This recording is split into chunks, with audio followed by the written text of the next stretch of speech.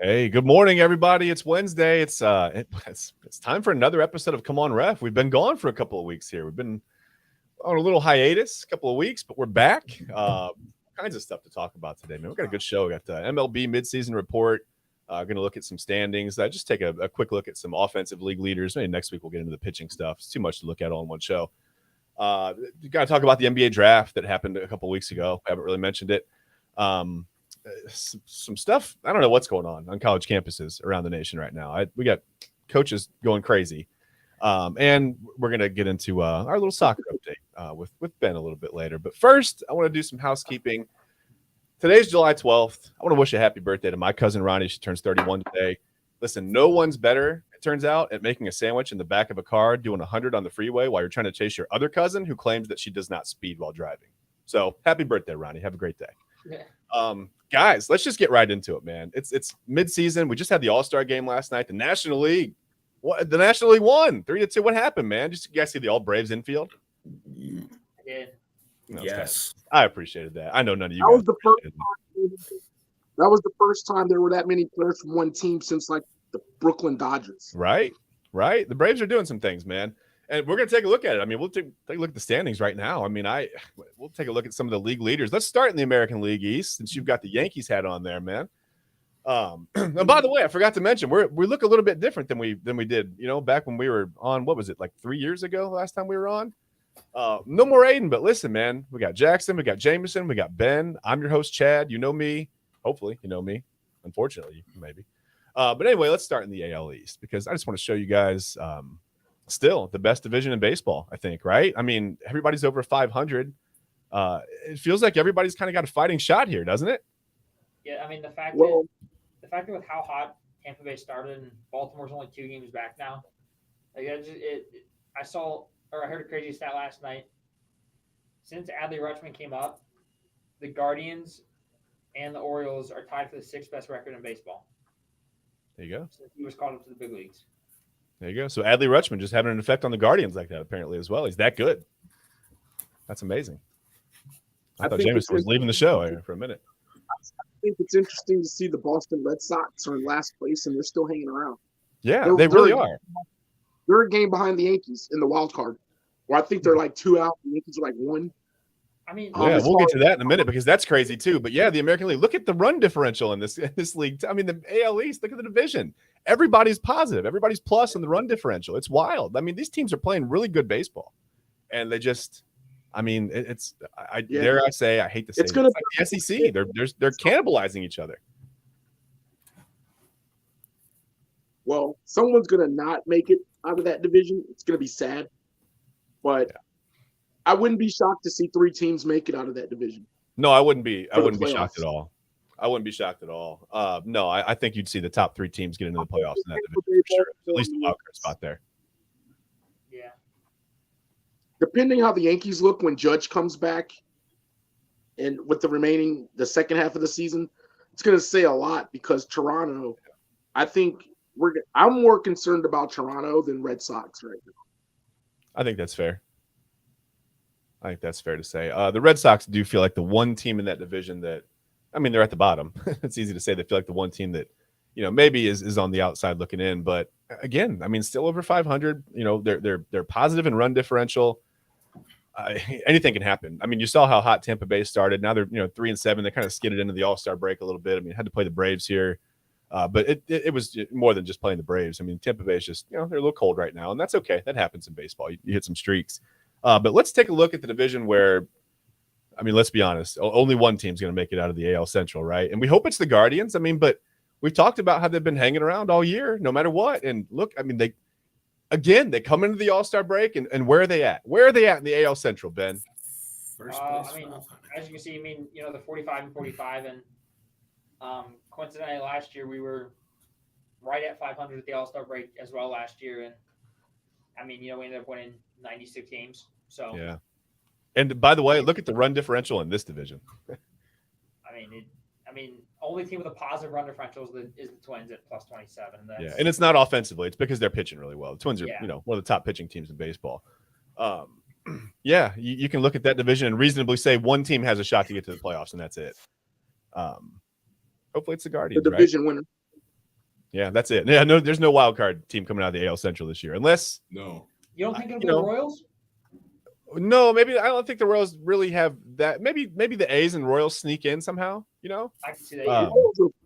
They're like 40 plus games below 500. We got plenty of baseball left. Don't worry about it. Listen, if the rest of the American League stops showing up to games, they've got a legitimate They're going to shot. need a lot of help. Hey, they're going to need a lot of Royals help. went out, there's a chance. Okay, they went out, there's a chance. There's always a chance. We don't want to mathematically eliminate anyone until they're officially mathematically eliminated, right? We don't want to do that. It's true.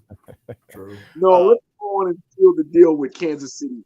In Oakland, they're on their way out of Oakland. They're not even thinking about baseball right now. Yeah, unfortunately. And I still kind of I keep hoping something's going to happen to save them and keep them in Oakland, but We've already started the relocation process. yeah, I know. But They're looking to have the stadium built by 2028 in Vegas. Yeah. So it's a done data. Yeah, hey, it's going to happen. We'll see what happens though. Maybe you think there's any I don't think there's any shot of Oakland getting an expansion team if that team moves away. I mean, attendance has been miserable, but I feel like that's because nobody wants to go to that stadium. I mean, it's falling apart. It's literally falling apart. I mean, it's in bad disrepair. I've heard of, there's a couple stadiums around the league, but I've heard of some rodent issues. I mean, they have some problems there. They have possums in the booth. Yeah. Oakland A's fan deserves better. They do. Easily. They absolutely You deserve guys heard better. the sell the team chance at the All-Star game yesterday? Yep. I did not actually. When Brent Worker got up to the plate, a bunch of fans started chanting "Sell the team." Okay. And in a weird way, that actually is support for the players. You know what I mean? Like, it sounds weird, but they are supporting the players. But let's look at the AL West real quick, because I feel like that's a division that we don't really talk about much. But Texas, man, I didn't expect Texas to still be in first place at this point. I don't know if you guys saw this coming or not, but I mean, they spent a lot of money in the last couple of years. They went out, they got Marcus Semien, they got Corey Seager, they went out, they got Jacob deGrom. I mean, obviously, he hasn't pitched in a while. For all 4 starts he'll make, yeah. But Jacob deGrom is a slot machine. I mean, I just think that I forget who said it yet. Oh, it was Derek Jeter said it yesterday. Obviously, I think 2 teams get in from this division. I think the Rangers and the Astros get in, and I think Derek Jeter said it yesterday. Led by Dusty Baker, I think the Astros are the team that's best built for October baseball. From the American League, yeah. Yeah, I mean, they won the World Series last year. I mean, they didn't lose many pieces besides. I mean, they lost Verlander, but they're still well over 500. They're still playing great baseball. Yeah, as long as they still have that camera out in center field, I think they are still the team best built for the postseason, right? I mean, I agree. Yeah. Okay. All right. Who's going to outscore them? You can't forget the metal trash cans in the dugout too. That's true. That's true. Well, they're all recycling now. They just have recycling bins. They're the mesh ones that you can't really beat on and make any sound with. So they've dumbed it down a little bit. I really thought the Angels would hold on and maybe start to not make some noise in the division, but hang on to the wild card. But I don't know. I mean, let's take a look at the wild card standings. We can. You brought it up a minute ago. We can take a look at the wild card standings now. I mean, once you lose Rendon, Trout, and Shohei, I mean, who else do the Angels have? They've got Artie Moreno. I mean, he could probably suit up and get out there and play some third base, right? Taylor Ward's not bad. Yeah, I think you can put the owner on the field. But I think every team that I showed in that graphic in the AL wildcard, I think every team has a legitimate shot to make the playoffs. I think if the Angels can stick around 500 until they get Trout, Rendon, and Ohtani. Well, I mean, Ohtani's still playing, but he's not going to pitch for a while because he has that issue with his finger. Yeah. But if they can hang around 500 until they get Trout and Rendon back, I think they can make a run at the wild card. Yeah. Stop. I definitely don't believe that. Yeah, I definitely don't. I think the Angels is a sinking ship. I said it before. I tried to yesterday say Trout doesn't make them better, but I couldn't prove mathematically that he makes them worse. So I'll just have to stick with the fact he's wasting his time there. But I mean, like I said, the Angels, there's just not enough there. So even if they do hang around 500 until Trout comes back, I just can't see them getting past even a Boston. Yeah. Boston for Anaheim. I mean, by that time, Boston could be 6 or 8 games over 500, still be in last place in the AL East. I mean, but solidly in a wild card spot. You got to consider how many games are left against division opponents. Yeah, which is a little bit less than it used to be. We're looking at the records now, but like I'm looking at, like, for example, we haven't got to it yet, but National League West, Dodgers and Diamondbacks are tied. Yeah, that division race is far from over. Yeah, and we will get there. Yeah, don't worry, we will get there because we got to take a look at the National League. And I want to move. Let's get out of the American League. You guys are enough of the American League, man. I want to talk about my league. Let's talk about the National League East, man. What are the Braves doing to people right now? Like what's happening? I think they're just getting lucky. They're going to a store. I think they're just getting lucky. They're going to the store. Yeah, that's a lot of luck. That's a lot of luck, man. That plus 147 run differential and almost 500 runs scored at the All-Star break. That's a solid amount of luck, man. That's video game numbers. For the last 10, though, that's pretty bad if you ask me. Yeah, terrible. Last 10, like, terrible. Come on. They lost a game before the All-Star. What was that? How'd they lose? Yeah, like, listen, the funny thing is I think people forget that Michael Soroka hasn't been in that rotation for 2.5 years. He's just coming back from 2 torn Achilles tendons. They haven't had Max Fried all year, who is a legitimate MLB ace. I mean, he's going to be a top tier free agent. Jameson doesn't want to hear about it, but they have Kyle Wright coming back, a 21 game winner last year. They haven't done this. They have done this, I should say, without 60% of their starting rotation this year, which is absolutely amazing. I don't know. And then if you look at those division standings, again, I'll say it, man, Jameson's like the Mets in that division. They're gone. The Mets aren't coming back, are they? I mean, the Mets talk about how they're going to add at the trade deadline. Add what? I don't understand. I mean, you went out, you spent the team a bunch of money on New York City. I'm sorry, say it again, Jackson. Well, I was just saying the team more likely to be seen in the postseason from New York is the hat I'm wearing.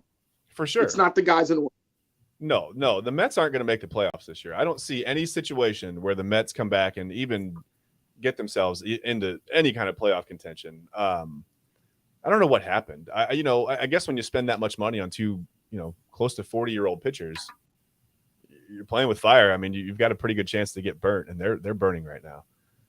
Didn't they lose their closer? They lost their closer in the World Baseball Classic also, didn't they? I knew from there. And you had to know from there. They were done. I mean, but listen, they haven't even gotten to the 9th inning with any leads. I mean, it's not like they're not missing him right now, technically. It's terrible that he got hurt. Terrible that he got hurt. It's their hitting. It's literally their hitting. It's the hitting. A lot of guys played way, way over their heads last year. You spent $300 million on a shortstop that's supposed to be really, really good, and his name is Francisco Lindor. Generational. And he's hitting below 220 in the last 3 years. I will say it until the end of time, and I will say it about almost every trade the Guardians make. The Guardians won that trade. Guardians in the Rays, they're the masters of trades in the major league. That's unbelievable. Dude, we finessed the Mets so hard. We gave them an aging Carlos Carrasco. And we gave him Francisco Lindor, who everybody thought was one of the best shortstops in baseball. I mean, don't get me wrong, defensively he is. Offensively, but he was. No, that's what I'm saying. He was. But you traded him to New York, and Duke couldn't hit a beach ball if he threw it at him. Yeah. He had a decent year last year. He did. 230 with 21 home runs. I mean, that's decent right now for him. Those weren't Cleveland numbers. He also had a negative WAR last year too. Fun fact. So what do you think it is? Listen, I mean, is it just more comfortable to play in Cleveland? Here's what it is. It's all about having fun. When he was next to Jose Ramirez, and they were goofing off, having fun, joking around. Lindor was hitting 300, getting you 25 bombs and 115 RBIs, and adding 15 stolen bases. And playing elite defense. Yeah, and now that he goes to New York, he realizes that every game I have to go 4 for 4 or else, I'm going to get booed. In Cleveland, he knows that people are going to love him. Ben, have you ever been to New York City? No, but I know what their fans are like. Okay, but what I'm saying is, with the money they gave Lindor and as much fun is in New York City, I don't know if I can roll with he's not having fun. There's tons of fun with tons of money in New York City. Especially if he's not having any fun on the field. We know that right now. Wait, you guys all once. What'd you say? Chad, he's not having fun on the field. Off the field, he might be having a blast. But on the field, I don't think I've seen that dude smile since he left Cleveland.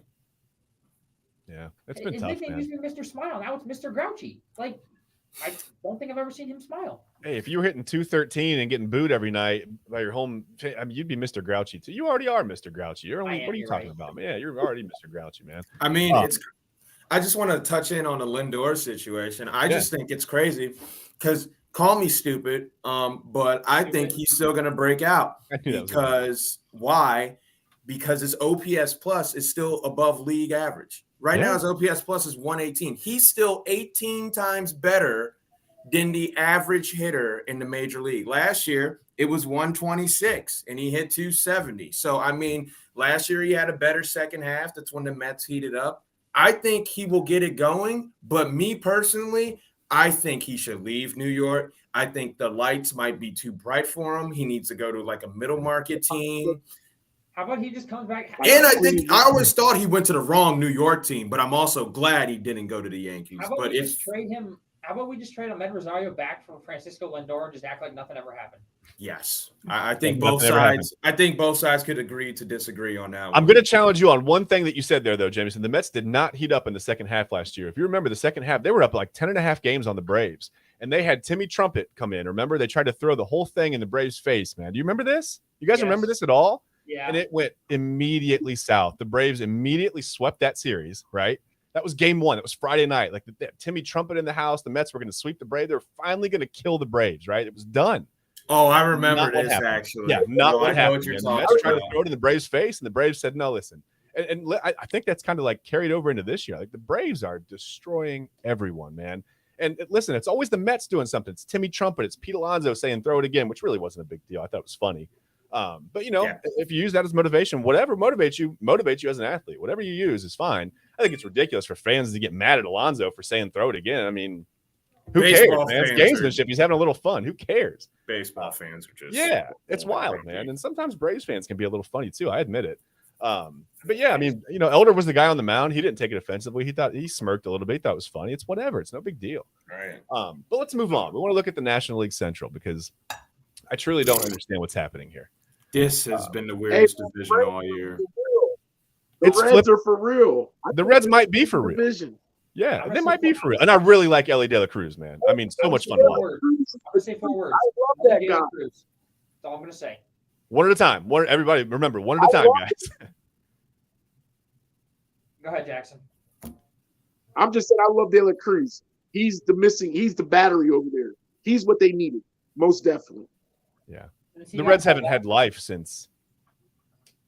I mean, they've even made a couple playoff runs lately with no life. I mean, I feel like they haven't had life since 1990, since that team won the World Series in '90. And they haven't had life since I'd say that Barry Larkin, Eric Davis, and Barry Larkin. Yes, Paul O'Neill in right field on that squad. Are you kidding me? Todd Menzinger, Howard Davis, Chris Sabo. Come on, Eric Davis. Baseball's Derrick Rose. I'd say it every time. Since De La Cruz got called up, the Reds have I believe it's either the best or one of the best records in baseball since he was called up. Yeah, it's not the best. It's not the best. They're tied with the for best record. Yeah, they've just been so good. And I told you guys a few weeks ago on the show, Pittsburgh. I didn't think they would be able to sustain. They were in first place when we did this a couple weeks ago, and yeah, I told you they wouldn't be able to stay there. I am surprised that the Cardinals are still bottoming out. I don't understand that at all. We talked about it though. I mean, did Yachty make that big of a difference? I think they should just bring back Yachty or Molina and just stick him on the roster, just so then it's like he's there, so they play better. Yeah, I mean, just maybe put him in the coach. Give him the Udonis Haslam role. Just put him in the dugout, and maybe he intimidates other teams into not winning. I don't know. Yep. I think it's possible. One guy. I'm sorry, Jackson. Go ahead. I was just saying one guy makes that much of a difference. 11 games below 500. That's very uncardinal. I told you though. I mean, I think he just intimidated other teams into not beating the Cardinals. Like they didn't want to mess with Yachty, man. I don't want to mess with Yachty. Do you? No. I don't want to get thrown out in real life by Yachty. You know what I mean? We got to take a look at National League West. You talked about the Diamondbacks. Listen, the Diamondbacks have been surprisingly really good. We were horrible 365 days ago. Look at these guys overachieve, man. Yeah. Can they sustain this? I think so. You can't forget about the Giants. And then no. What's up with San Diego? I don't know. They have all the talent in the Well, world. never mind. Right. But I'm really impressed with the Diamondbacks just for how far they've come in this short amount of time. Yeah. They were like on a 30-game streak a year ago. Yeah, they were like the last team. They and the Reds are the last team that I can really feel like gave the Braves a really good series. And listen, I'm not saying the Braves are going to run away with this thing and win the World Series because you never know. The second half is totally different than the first half. October is totally different than the regular season.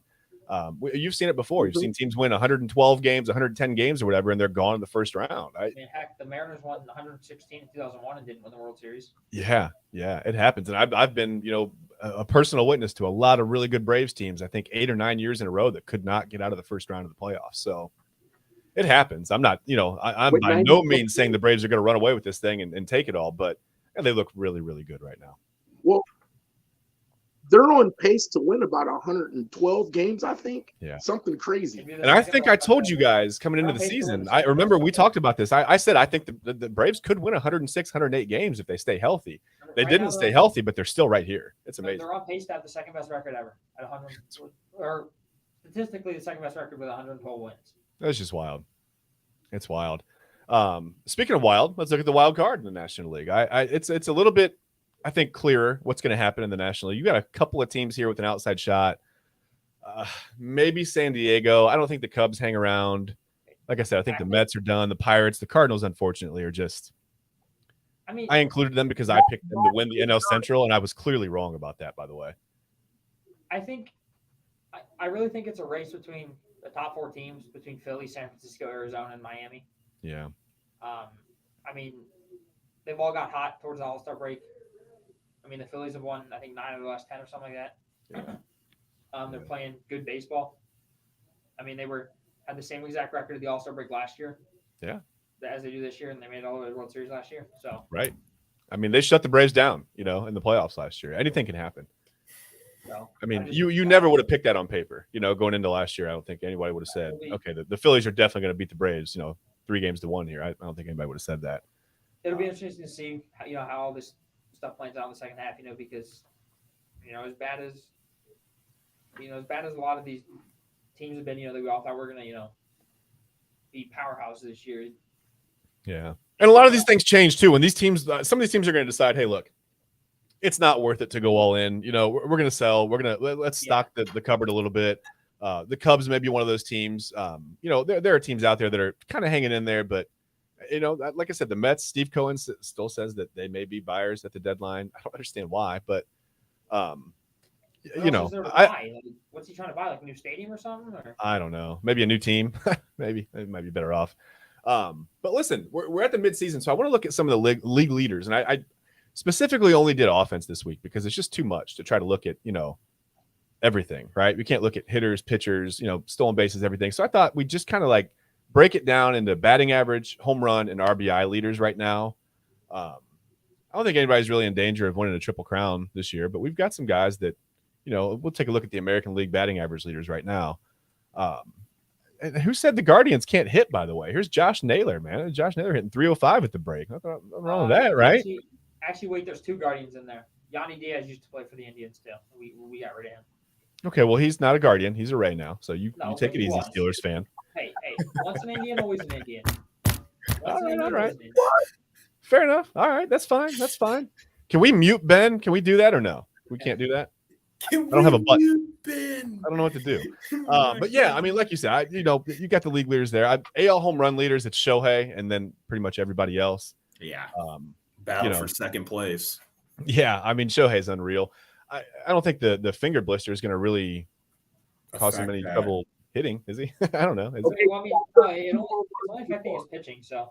Yeah, that's true. Can we take a look at that home run leader list? Is that up? There we go. He's got 32, right? Yeah, he's got 32. And is he on pace to hit 64? He's on pace. He's on record. Is he going to be? He's on pace for about 60, 59, 60, I think. Because we're at about. Last time I heard, he was on pace for I think 61. So yeah. I was going to say we're just a little over halfway through the season, so. Judge he's kind of got a chance to record last year, so. Yeah, he's got an outside shot. If he gets hot, he could have a 3 home run game and pick up steam real quick. I don't see anything wrong with that. And then the RBI leaders, I think it's going to be, pretty obvious. I mean, Josh Naylor was snubbed. It's ridiculous. It's honestly disgusting to look at. I would agree with you. Like, I would not have put in Lowe on the Rangers over Naylor. Not at all. I mean, yeah. Well, I mean, the numbers are. It's team consideration. The Rangers are hot right now. They're kind of like the story in the AL West. So Lowe goes. I mean, that's unfortunately how it goes. But I agree with you on Naylor. I think he should have been an all-star. Listen, I saw an article a couple of weeks ago, and I didn't read all the way through it. I kind of was shocked to see it, but they were asking if Josh Naylor could have a Jim Thome type career here in Cleveland. And I don't know. I mean, he's already a fan favorite, right? Like, nobody plays with more heart and emotion than Josh Naylor. Yes. I don't think that dude's been healthy all year, and he's hitting 305. Yeah. I started to scoff at it, but I'm like, well, maybe, like I said, I didn't read all the way through the article. Maybe they didn't mean the numbers. Maybe it's just like the hometown fan favorite, like, number one in your heart kind of guy, man, You need the numbers. If you're going to be in the Jim Thome conversation, you got to have numbers with that. It can't just be, I like you. You better hit 400 home runs, right? At least. Yeah. Not in a season, because that I think would be a record or something. But I mean, but he's definitely got the potential to be a all-time slugger, at least for the Indians, I think. Yeah. Because he's a nice lefty bat. He's a solid. I don't think enough people talk about his glove on first, honestly. No. He goes unnoticed because he's like one of these dirt ball guys, like he plays so hard and he's all over the place. And I think, he's all effort. He's he's got physical talent. There's skill. Like there's talent. Like, One thing I want to say is, he was knocked, early in his career, for not being able to hit lefties. He struggled. He could not hit a lefty to save his life. He was known as that guy you plug in when you face a righty and he'll hit you 4 tanks. A platoon guy. Yeah. This year, we faced Angels, right? We faced 3 straight lefties. That dude had 6 home runs in 3 games, all against left-handed pitchers. And it's like, you can clearly tell he's working on hitting lefties because he wants to be that everyday guy. I'm going to play 150 games at first base. And yep. I mean, heck, if he's going to put in the work, he's going to get my respect. So he wants that extension. Yeah, well, and of course he's going to put in the work. I mean, like I said, he literally plays with his heart on his sleeve. I mean, you can see the emotion, man, on his face. Like that game against the White Sox. Remember when he hit that was awesome. He hit the late home runs to tie it and go ahead. Yeah. It was awesome. I love it, man. I love it. Well, Naylor wants all the smoke. He'll tell you. I love it. When he hit that homer off Garrett Cole in the playoffs and rocked the baby. Yeah. Yeah, it was funny. It was great in the moment. Then he got struck out, so I mean. It didn't really work out in the end, but it's okay. He had fun in the moment. And that's really what it's all about. Let's let these guys have fun. Having fun. That's all right. Let them have fun. Let's talk about. I'm sorry. Go ahead. Costas. No, I just wanted to say that Bob Costas is so annoying.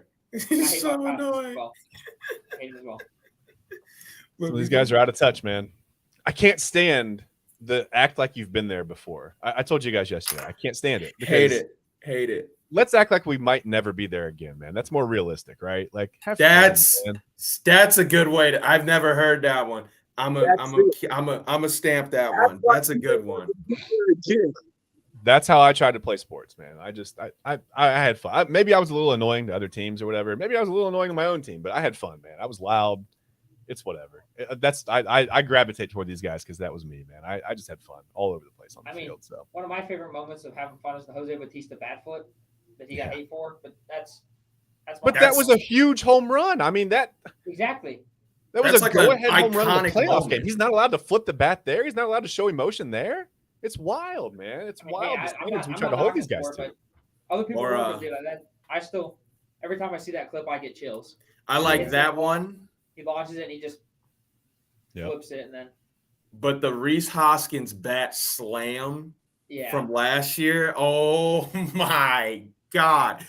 When that happened with I think it was Matt Vasgersian, I'm not sure, but just yelling on the announce booth because it was that loud and he just slams the bat and it just cuts to it like 450. Gone. Yeah. Listen, I hated it because I'm a Braves fan, but I loved it, man. Let's be honest. Like, I love the emotion, man. I can't get mad. I can't be a hypocrite.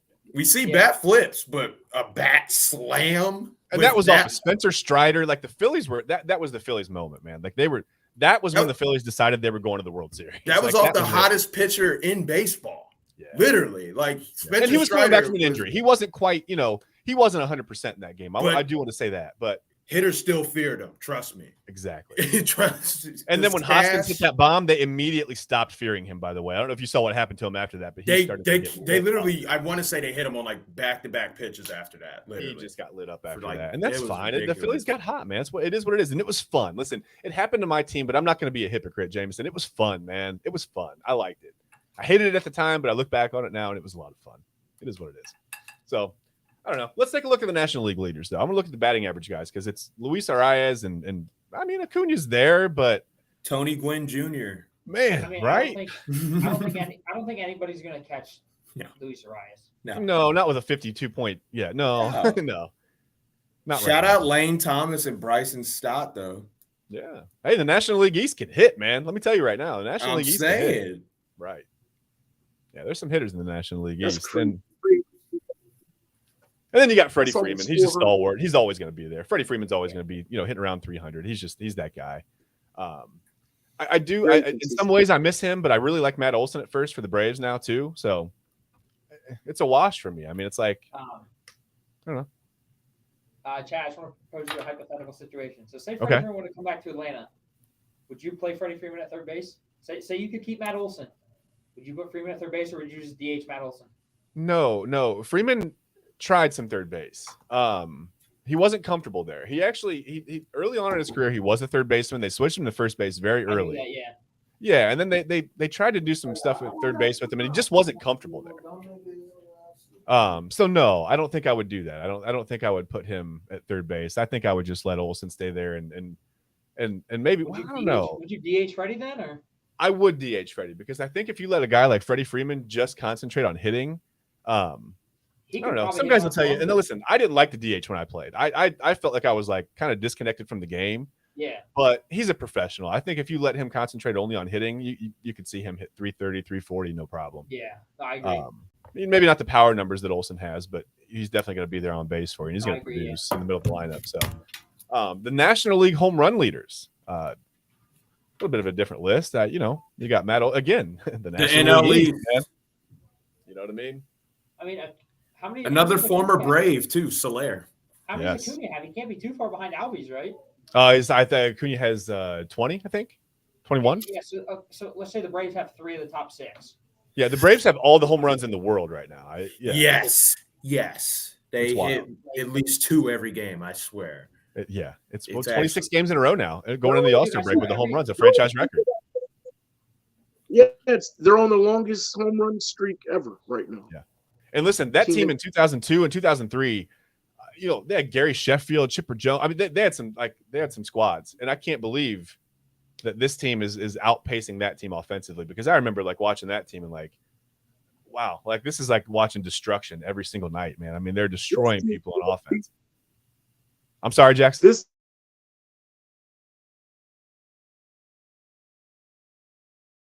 Destroy those early 2000s teams. Not even close. They didn't have the pitching back then. Yeah, Russ Ortiz was an ace back then. I mean, they didn't have the pitching back then. That's why that's why the first round exits. But and let's just take one real quick look at the RBI leaders in the National League too, and then we'll get out of this.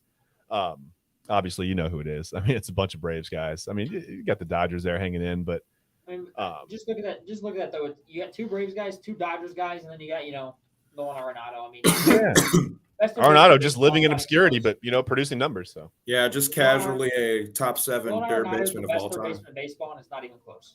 Oh yeah. Oh, it's close. It's not close. He's the best third baseman in baseball. Yeah, it's close. Give me Jose. Okay. I just have to be. I mean, I got to. I mean, like, come on. You have to, but I mean, if you gave us all. Oh no, I love Arenado. He's probably my second favorite third baseman. But don't forget about Austin Riley.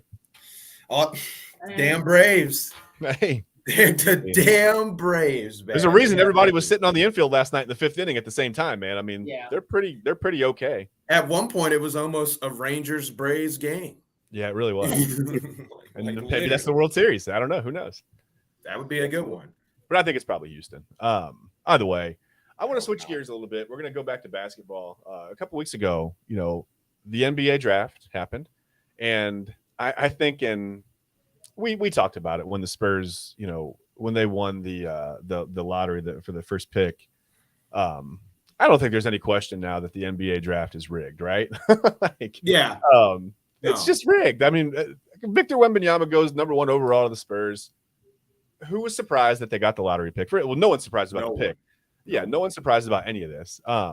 So let me ask you guys, and Jameson, I want to start with you on this one. What exactly are the Spurs getting in Wembanyama? Do we know? Do you ever know? I've seen him play a little bit. I've seen some of his highlights. Mm-hmm. What they're getting is, I think they're getting a mix between like an Arvydas Sabonis, right? Maybe like a Rick Smits in there, and then you throw in like the dunking Dutchman, and then you throw in the post craftsmanship of like a early 2000s Elton Brand. And that's what you really get, in my opinion. I don't think you're really getting like, I'm not saying he's not going to be a star, but if you combine all three of those players' best qualities, I think you get Victor Wembanyama with Sean Bradley's height. That's a solid player. No? JMO froze. Okay, that's all right. He brought up such a good point. He's done now. I've seen some of his summer league games. Oh, he's back. He's a good passer. I've seen in some of his summer league games. He has good court vision. Mm-hmm. Obviously, he's just gonna have to, eat some cheeseburgers here and there. He's a bit light. Yeah. But I think once he puts on weight, like how Giannis did, he will be an easily 20 and maybe even like 15 guy. Yeah. Hey, two things real quick. At 7'4", he better have good court vision. And the second thing is, like Aiden used to say all the time, Wembanyama he's high waisted, and I think that can sometimes present a problem if you're playing in the post a lot. But I don't think he's not gonna make his money in the low post, banging against guys. Like he's comfortable with the ball in his hand, moving around a little bit. So I don't know. He's still gonna struggle on contact, I think, for the first couple of years of his career. Just wait until like 3 or 4 years down the line when the Spurs get his brother too, and they have both of them at the same time. Right. Will he be the number 1 pick as well? Are they going to tank for 3 years and then also win the lottery then? No, what they're going to do is they're going to trade for the number 1 overall pick, and they're just going to team both of them up together, and they're going to put one at power forward and one at center. Who are they going to give up for the number 1 overall pick? They're going to trade their entire team and just have those two. Oh, okay. Just 2 on 5. That's fine. His brother's 16 and 6'11" already. Yeah, well, yeah, that happens. That brings a whole new meaning to the 2-man game right there too. That's a whole 16 and 6'11". Oh my God! And he's supposed to be taller than Victor too. Oh my God! What are they feeding these people? He's supposed to be 7'5" or 7'6". Unbelievable. Are they stretching these kids out? What are they doing? That's what I'm saying. They're putting them on the board? Like, what's going on? What are they eating? My goodness. Anyway. I need whatever they're on. Yes. Right? Yes. Yeah, Ben, we could all stand to grow a couple inches, right? I mean, I'm 6'2", I'd love to be 6'4". Then we could all play for the Spurs. Right. Well, at least play for for the Spurs. Yeah. Maybe the Rockets. I don't know. I might be able to make the Rockets team right now. Anyone can make the damn Rockets. Well, I got it made because I can shoot about 28% from the 3-point line, and I play no defense. So I feel. And you got to turn the ball over a couple of times. Yeah, I feel like that's 4 years, $60 million in today's NBA. We're good, man. Hey, so listen, I looked at the Cavs draft. So. I'm sorry, Ben. Go ahead. I said Dylan Brooks shot 25% from 3, and he got a bag. So I mean. Oh, I thought you were going to tell us about your 2K character. Okay, listen. So the Cavs didn't have a first-round pick. That's okay. They took Emoni Bates in the second round, pick number 49. 49. Bates. Listen, I was pretty excited about this when I saw it, man. I stayed up for that pick. Yeah, man. I'm actually pretty excited because we could talk about. Let's just talk about some of the pros of Bates real quick, right? Former Gatorade National Player of the Year in high school. Right? As a high school sophomore, he was the National Player of the Year. Huge potential. And then I'm not exactly sure what happened. He committed to Memphis with some things happened there. With Penny Hardaway. Yeah. Penny Hardaway didn't really. Oh, he got caught with a gun, I think. Yeah, he got caught with a gun. He got caught with a gun, and so then he decommitted from Memphis. Then he went to Eastern Michigan. He shot 39% from the field, but also scored 25 points a game. Yeah. So, And that's okay. So some of his other pros, I wanted to get to that too, because he's not. It's weird. I don't know. He's got a nice, really quick, smooth release on his jumper. Right? It's a good mid-range beautiful jumper. shot. Yes, it is. Yes, it is. And it actually, he's got that quick release on 3-point attempts too. Doesn't quite shoot as well from 3-point line, but he's okay. He's pretty good. Serviceable. Yeah, serviceable. But that mid-range jumper, I think he can be enough to help spread the floor eventually for the Cavs, right? I mean, a player like him. They could have used him against the Knicks. They really yes. Yeah. Anyone. Wait, we're saying a guy that shot 39% in college is going to be a better floor space than what we had? Yes. Than what they had, yes. Yes, because when he went to Eastern Michigan, you got to realize this was a Gatorade Player of the Year going to Eastern Michigan. There's a mental letdown there. The coach literally told Amani Bates, this is your team. Not many college players get told, this is your team. You have the green light. Shoot it. Shoot wherever. Shoot from home. I don't care. You know, that's pretty much what they told him. And he did it too. Though, I'd still like to see him shoot more efficiently than 39%. I mean, true, but when you're taking north of 20 shots a game, I mean, in college. Also, yeah, and let's also get to his next thing, because listen, Ben, he also took a beating. He's really competitive. And I wish I should have put a highlight video together, because I was watching some of his highlights, and it's like he gets to the rim and just takes contact, man. But he scores. I know he gets tough buckets. I'm just saying that I'm not saying he's going to be a bad player. Mm-hmm. I just need to see improvement from his overall field goal percentage if he's going to stick around for a long time. Yeah, and listen, I think you will. I think once they shrink his responsibility down, because he's not going to be given the keys to the Cavs. I mean, it's obviously. That's not going to happen. Yeah. Once they shrink down his responsibilities and really get into like what they expect from him, I think he could just, again, he's a floor spacer. I think he can be a good enough shooter. Once you kind of, shoehorn him into those responsibilities, I think he can be good enough. I think you will see that improvement. I agree. I mean, I'll just say something really quick. Like even at Memphis, he got limited playing time. And I think in that limited playing time, I think he shot around like 42, 43%. So I mean, it was up in Memphis, but like you said, if we limit his role and specifically, catch and shoot or, like dribble drive, I mean, I think he'll be just fine. Yeah. Jameson, what were you going to say? I mean, also, I looked. He actually shot 39% at Memphis and 40.5% at Eastern Michigan. So he ended up shooting better when given the ball more. But I think that he is basically lining up.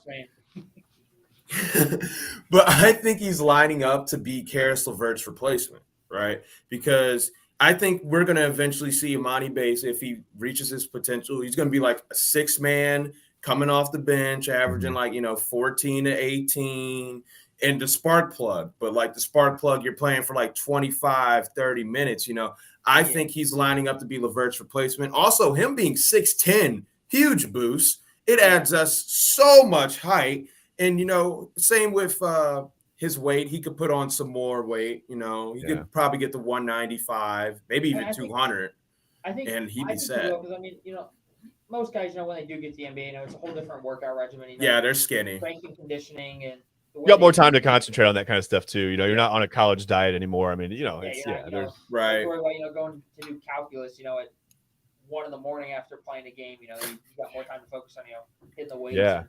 You guys remember Khalid El-Amin talking about how hard it was to get meals in between, like when the meal card would run out, and he was. I mean, that's a major contributor at UConn back in his day. You know what I mean? Khalid El-Amin had trouble eating on a college campus. Was he on the 04 team? I think so. I can't remember looking back. I think I know who you're talking about, though. I mean, he was a really, really huge contributor. And he was dope. Yeah, and that's why we have NIL. If guys like Khalid El-Amin can't find a meal on campus, like that's a problem. Yeah. And no one should have trouble finding a meal on campus. No one. No. He didn't know any girls. I'm sorry? He didn't know any girls. I guess not. This guy's on the basketball team and he's a star and he can't eat. Next topic. That's oppression.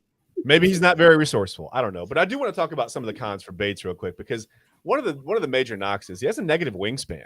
He's got the Desmond Bain wingspan a little. Yeah, which isn't really what you want from a wing defender. You know what I mean? Like, especially 6'10", you don't want a T-Rex, you know? Right. And it's barely. I mean, they measured him at 6'8.5" at the combo or whatever, wherever they measured him. And he's got a 6'7". Who's lying? Jameson Who's lying? 6'10", that's I went to ESPN, so what are you lying? I don't like it. It's definitely the combine, or no, it's definitely ESPN, for being honest. Okay. Combine would have no reason to lie. So it's somewhere between 6'2" and 7'9". We know that. There we go. It's good range. Yeah, and another thing is he's not really overly athletic for what he is. Actually, it's not like elite speed or like a huge vertical. He's not going to get up and and dunk on a bunch of people or blow by you. But he isn't slow. No, he's not slow. He just doesn't have that elite top end speed that sometimes you see in the NBA. But he's also like we said, somewhere between 6'2" and 7'9". So you don't always see elite quickness. No, but he's like 6'8", 6'9". You don't always see elite quickness from those guys. I don't know. So Jameson, I'll start with you again. And then I just want to get all your guys' opinions because we're running out of time, honestly. But what are the realistic expectations for Bates in year one with the Cavs? I mean, year one, I think it would be – I mean, we got to look at it like this. This is a second-round pick, right? 48th overall, 49th? 49th, yeah. Yep, 49th. I mean, we just got Georges Niang. We just gave him money. We just gave Max Strus $63 million. We bought back Karis LeVert, I mean – so the truth is he's not going to see that much playing time because also when you look at those guys, except for Karis LeVert, they don't really get hurt, So maybe that'll be his chance to get in when Karis gets the yearly ankle sprain. But I mean, I don't think I see him playing anywhere more than 25 to 30 games. But towards the end of the year, if the Cavs actually play to their expectations and lock up a high-seeded playoff spot, we will see a lot of Emoni Bates at the end of the season, which I think is always a joy when you see those players that kind of get lost in the rough at the end of the NBA season. Yeah, when they get extended minutes, yeah, it's nice. I do agree with that. Jackson, what do you think, man? Realistic expectations? I mean, does he see the roster right away? Does he see a bunch of playing time? Is it like Jameson said, maybe later in the year? I think after the way the season ended last year, you're going to see this guy sooner than later. Okay. I think also it's going to be better because this Cavs team that we have currently, it's going to look different at midpoint from start of the season to the midpoint. It's not going to be the same team. Yeah. So you guarantee one of you, I can't remember, said something about six-man. This guy could find his way starting before the season's over. Okay. That's what I'm thinking. And I'm basing that on what I saw in the playoffs. Yeah, for sure. Everything I'm saying is based on the fact that, they had a great season, but they did not look like the fourth best team in the East against the Knicks. No, they really didn't. They really didn't. And Ben, what do you think? Are you kind of along the same line, or what are you thinking? Yeah, I just kind of like James was saying. We got all these extra pieces. We have, we have obviously we got Garland, we got Mitchell. We got Jared Allen, we got Mobley. I mean, I don't really think we're gonna run, three guys that are 6'8" and over. I think at that three spot, we kind of want somebody that can like 6'5", 6'7". Somebody that can like kind of space the floor, and that can be Max Strus, or you could even push Donovan into the three. And I just don't think that. I think a perfect role for Emoni Bates would be off the bench. Come in at like the three, or come in for like Mobley when he needs a break, or if you're going to push Mobley to 5, you can put Bates at the 4. Yeah, you come in and still space the floor for you. But I don't think. Yeah. I don't think he starts this year. Like you said, and unless it's like the end of the season, and you need some scrap up minutes from you got players dealing with injuries or stuff like that. Yeah. But I think year 2 is where we'll see a big jump from Emoni Bates. Really. I think it's reasonable to think like you could kind of see him get a lot of minutes early because you want to see what you have. Unless he just looks, terrible, leading up to the season, which we won't see that stuff. I mean, we're not privy to that inside information, but if he looks decent, and he's kind of, flowing with the team a little bit, I think you could see him get some minutes early, and then they might kind of dwindle a little bit in the middle of the season. Guys sometimes coming from college, it's tough to play an 82-game season anyway, right? Yeah. So they might kind of dwindle in the middle of the season and then see him like once Jameson said, if they lock up a decently high, playoff spot, then you might see him get some more minutes and even a couple starts as you give a couple guys breaks down the stretch.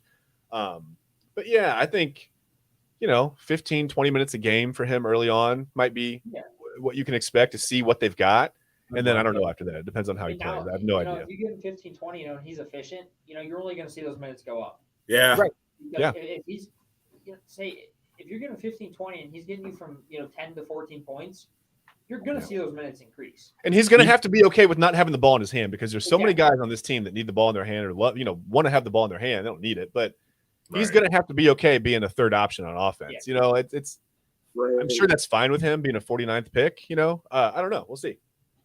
But we'll see. It'll be interesting to see what the coaching staff cooks up with him. So yeah. Well, listen, we talked about Khalid El-Amin, having trouble finding meals on campus, and we're all glad that NIL is the thing, right? Name, image, likeness. We want these guys to be able to make money, based on who they are and what they do, and especially what they bring to these universities, because universities are making billions and billions of dollars, right? And who's really making the money? Like, you've got coaches that can leave a job and they can take a job in 2 days, and they're getting paid from 2 different places, right? But players used to have to sit out a year when they transferred. It was a mess, right? But what does NIL really stand for lately? Is it not in line? Because, man, there's some crazy stuff going on college campuses right now. Like, but I just don't. Going on talking about like what's happening with college coaches and stuff like that. Mm-hmm. I don't know if a lot of it has to do with NIL. No, nothing has to do with NIL. I just liked it because it stood for not in line. Take it easy, Ben. But listen, let's just look at some of the. Go ahead. Say what you're gonna say. I was gonna get obviously the Pat Fitzgerald situation. The Bob Huggins one at West Virginia. And that's it. Yeah, that's what I was just gonna take a look at the coaches with some recent issues. You've got Brad Bohannon, gambling against his own team. Yeah, just for we touched on this a while ago, but I'll touch on it again.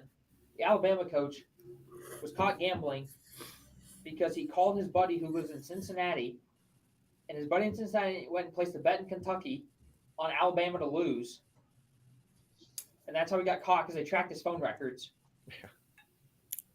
And maybe he had the best intentions, Ben. Maybe he was trying to drum up more NIL money for his guys. Who knows? Wait, he bet against the team, his team. Team. He called his buddy who lives in Cincinnati to go bet in Kentucky on Alabama baseball to lose. Yeah, that's unforgivable. That is a high-level degenerate action. Why are you using gambling? Why are you coaching a team? Man, I can't question. Before he called his friend, he took his best pitcher and his 2 best hitters out of the lineup, and then went and placed the bet first team to lose. He said they were. He can never coach young people again. How much money is salary? Why does he feel this hard up to get more money?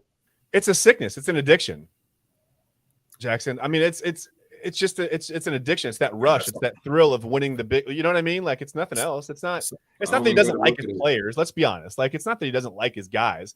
It's just that thrill of hey, look, I can do this and I can win a lot of money here. You know what I mean? And it's like this thrill. It's an adrenaline rush, and I think you have to be able to fight against that when you're coaching young people, when you're guiding young people. Man, you can't make those decisions. Period. The Alabama all day. Yeah, and then obviously everything going on at Northwestern. Hey, that situation's crazy. Yeah. Now they're going to keep all the assistant coaches, but they're going to let the head coach go.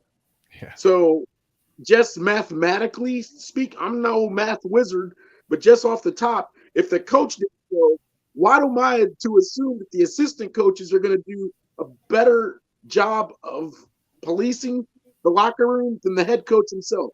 The whole the gang's still there, right? Yeah, like when you fire the whole. I talk about hazing. One of the biggest coaches that not a lot of people know about is, people might, but it's Urban Meyer. He used to haze freshmen like crazy. Mm-hmm. Like, I heard this story about how Terry McLaurin came into Ohio State as a true freshman. He literally straight up told Terry McLaurin, he says, "You're not good enough. You're too slow. You can't, you're not fast enough." And then Terry McLaurin went to his, wide receivers coach and was like, "Hey, can we do anything about this?" And he's like, "Nope. It's like nothing we can do." He's like, "As soon as we say something," he goes, "We're both gone." So it's like head coaches kind of have a say on what goes on. Ben, I'm going to disagree with something. Fundamentally, that's not hazing. That Urban Meyer was a master motivator. I feel like when Meyer said things like that to players, it was like to kind of kick up that competitive fire. Like, I'll show you. I am fast enough. I am good enough. I am big enough. Hold on. Let me finish. Hold on. But hazing, in its true definition, has no place in sports or anywhere. Yeah. High school, college, pros. About the most hazing I'm okay with is like freshmen carry equipment. Whatever. Freshmen are the last to eat meals on the road. Hold on. Freshmen are the last to eat meals on the road. Stuff like that, right? Like, that's okay. That's fine. Earn your spot, whatever. But we don't need to be like, shaving guys' heads. And I'm not even going to mention the other stuff. Okay. I'm not even going to mention the other thing. I don't want to talk about that stuff. But hazing has no place in sports, really, at all. But I disagree with you, Ben. I don't think what Urban Meyer did to Terry McLaurin there is hazing. I think that's motivating. I think that's trying to motivate him to become better and to try to light that fire inside him. Urban Meyer has plenty of flaws. Don't get me wrong. I'm not defending Urban Meyer. That particular situation just is not hazing to me. That's all. Yeah, no, I see where you're coming from. Yeah. And go ahead, Jackson. I know you got something to say. I think Fitzgerald is a liar because most college football coaches, they're psychotic head cases about knowing everything, and they don't sleep, and all they want to do is know stuff. Mm-hmm. So for all of a sudden something like when it comes to the locker room, man, those guys are generals. They know what's going on. Yep. They may not like it. They may not want to talk about it. But they're not stupid. These guys are control freaks. You know what I mean? Yep. So for him to say he didn't know. Okay, my second point to that, Northwestern, they should share some of this blame because they initially suspended him for 2 weeks with no pay, which in midsummer, I don't even know how that's a punishment. Sounds like a 2-week vacation. But Northwestern went back and said, no, we're going to fire him without getting any new evidence or anything. That looks real sloppy. That looks messy. Well, they suspended him for 2 weeks, gauged the public response, and then I think made a, and at the same time, it's not right. But what they did was violated an oral agreement. Yeah. I mean, both sides, it's a total mess.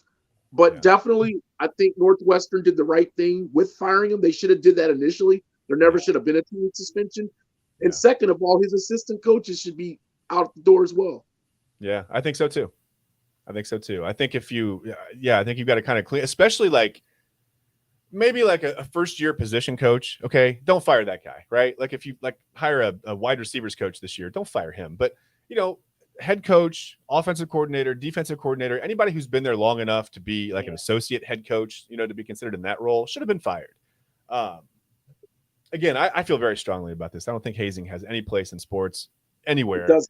I agree. It's just, it's not a thing. And speaking of a mess, man, you talk about a mess on both sides. What I don't understand, even like Bob Huggins, like it's just time for him, I think, to be done, right? Like he's like I know he wanted to get 1,000. I know he wanted to get to 1,000 wins, probably. I don't know, but listen, the really hateful speech or whatever on the podcast, and I don't know if he just, I don't know if he's just out of touch or whatever. Then the DUI is 3 times the legal limit, right?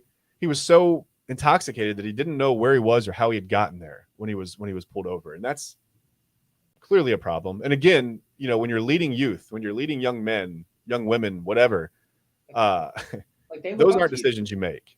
Yeah, like they look up to you. There's a reason why a lot of guys, have, these special connections with college coaches, and it's because they can connect to them. Yeah, it's guys like that these players can't connect to because they're out, getting in trouble themselves. Yeah. And then on top of that, to be begging for his job back now and trying to find a little loophole. Jackson, you made me think of it when he said they violated a verbal agreement, and that's the kind of the thing that Huggins is kind of going on. Like, well, I didn't actually resign. Like, email came from my wife's email address. I didn't do this. And it's like, listen, man, take accountability for your actions. Like, you're responsible for your decisions. and as he's, what is he, 70 years old, 69? I don't even know how old he is. Old enough to know better. Why is your wife resigning for you anyway? What's happening? Why is she his agent? Well, because they say he doesn't use email, right? So he doesn't recruit. Like, what? How is he? I'm made a statement a couple days ago about dinosaurs and coaching, and this is a prime example. It's a guy who's been there. He has a ton of wins. Yep. He's way past his welcome. He's not going to get fired. He's going to have to kind of like just die away. But they're outdated. It's not the 70s or 80s anymore. Nope. You can't be a Bobby Knight now. You can't be a dictator, you know? No, you can't. You got to be a younger guy. You got to connect with parents. You got to connect with teachers, the kids themselves. You know, there's a lot brothers more. and sisters. Yeah. I mean, yeah. There's a lot more than just being some old guy with 800 wins now that knows basketball. Yeah. But you can talk about homosexuals the way you feel like it in an interview. You can drive drunk. All those 70s actions, there's no room for that in 2023. No, there's no reason to be hateful, man. That's not going to get it. I mean, that's just not going to get it anymore. You can't do that. It's not, no, there's no reason to be hateful. Back in his day, it was acceptable and appropriate. That's what I mean. These are dinosaurs. These guys, they don't fit in the culture anymore. It was never appropriate, but it was for some reason acceptable. You know, like I agree with that. But that's it was never. Yeah, it's just, I don't know. It's a mess, man. Anyway, I'm sure there are other examples that we could touch on, but we're at an hour. So I want to get to kind of what I think is a very special segment of the show. And you probably watch Fox 8. I'm sure you've heard of Kenny Crumpton. I've got a very, very special surprise for you guys right now. It's not Kenny because we're on a very strict budget of $0 a show, but we've got a segment called Kicking It with Benny. It's a little bit of soccer update, right? We're gonna find out what's going on in the world of soccer with our man Benny Bumpton. Benny, what's going on? So I mean, I just want to touch on, in the MLS, it's the All-Star break there as well. The Ohio team, Columbus Crew. I mean, there's two. Columbus and FC Cincinnati. FC Cincinnati, top of the Eastern Conference. They're considered the number one seed, sitting pretty. Then you got Columbus Crew, who's coming off a coaching change. They fired their coach that won us the MLS Cup a couple of years ago. Yeah. We hired a new guy though, he's incredible. We started off slow. I mean, we're up to fourth place now. So we're hanging in there.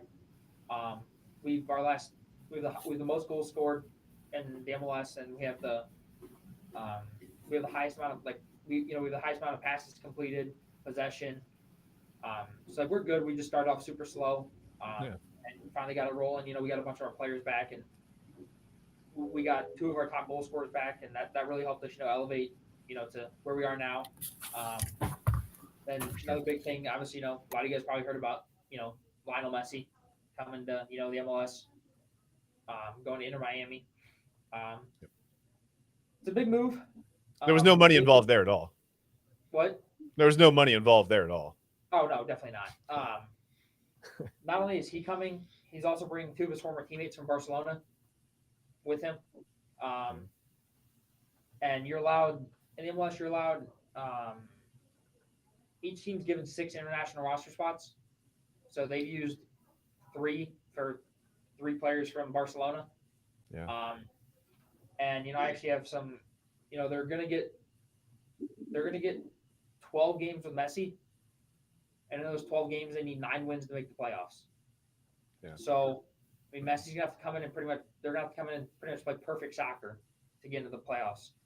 I don't think it happens this year, but I think next year, watch out for Inter Miami because they're going to be incredible. Yeah. And I mean, your Columbus Crew pretty much, they're pretty much locked into the playoffs. You're already around 40 points, which is normally what you need to, be around the playoff picture. Okay. And then, obviously, we got the Women's World Cup coming up. USA is going 3 in a row. Hopefully they can, pull that out. I also want to talk about, some other big news that happened. A player for Philadelphia Union has requested a trade because his wife and kid got denied entry into the country from Cameroon.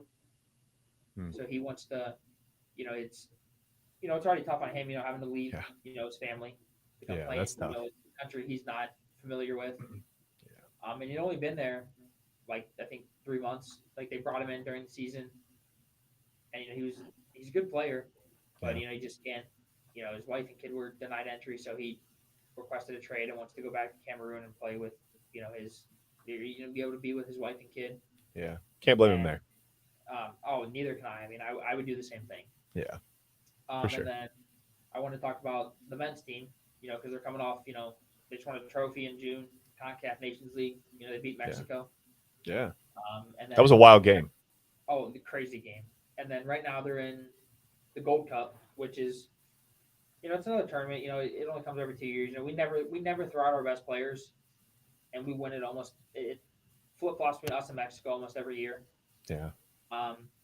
But the reason why we're even in it this year is our goalkeeper Matt Turner. Dude is. I was talking with Jamie before the show started. He played 49 minutes in his first full seasons in college. So you played there's 90 minutes in a game. So his first 2 seasons, he only played 49 minutes. Yeah. He never played for the U.S. Youth National Team. He never. He went undrafted into the MLS, which is, a lot of times if you're good, you're going to get drafted. And his last 2 years in college, he was incredible and still didn't get drafted. And now he's the best goalkeeper USA's had since Tim Howard. And Nice. penalty kicks, which is one of the hardest things to save in soccer, he's just under 50% at 14 for 29. Nice. If you ask me, I want that dude defending my goal every single day. For sure. Why Something to be said for sticking to it, man. And kind of it's all over the place. I want to go back to the whole, Messi situation. Not that they bring in 2 of his former teammates, they also brought in his former coach from Barcelona and his international team with Argentina. So they're giving Messi everything he wants to be successful. They're giving him comfortability, and it's just all going to depend on whether or not everybody else around him plays well. And if they play well, if they do, I definitely think that they'll make a run. Like I said, I don't think it'll be this year because I think they're too far behind already. But I definitely think that they can next year. They'll make a run with Messi. And I think once we get the playoffs, just watch out for the Columbus Crew because they're coming. So all right. That's all. Well, hey, we're gonna get out of here for the day, guys. Listen, I hopefully for Inter Miami that turns into the Messi goal show, right? We'll see what happens. But our goal here is to never have a messy show. So I think we did that today. I think we had a pretty good one. And hey, we got Jameson back just in time, man. Yeah, but for Ben, for Jackson, for Jameson, I'm your host, Chad. For the guys behind the glass, man, Bryan and Byron taking care of us, putting the graphics up and making sure the power's on in the studio over there where you guys are. What Ben is, I guess, anyway. That's good. We got to have the lights on over there. Again, guys, thanks so much for listening. It was a great show. Appreciate you guys, man. Thank you. See ya. Take care.